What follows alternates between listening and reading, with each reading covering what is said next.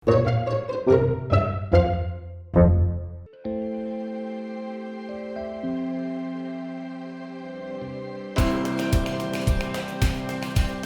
is Elena Gerber van Pretty Cool Gifts in Knysna.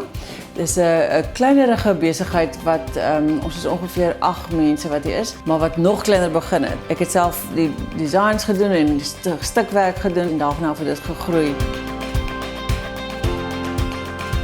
As ek Pretty Cool moet beskryf vir wat dit werklik is, sou ek sê dit het ontstaan uit die behoefte om kleiner besigheidjies ook pretty cool te laat voel oor hulle self. So ons hou daarvan om mense se produkte hulle eie logos op te sit sodat hulle kan trots voel op hulle eie goedjies wat spesiaal is. Dis in vandag se tyd 'n baie moeilike ding om produkte aan te hou wat almal nie het nie. Jy wil tog so graag net iets hê wat die ander mense nie ook op hulle rakke het nie.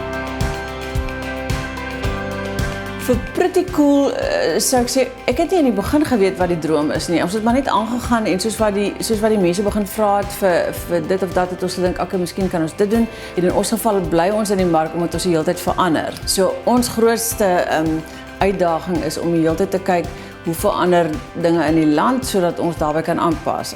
Baie dankie vir Afrivriendelik. Lys julle ander besighede ook asseblief op Afrivriendelik.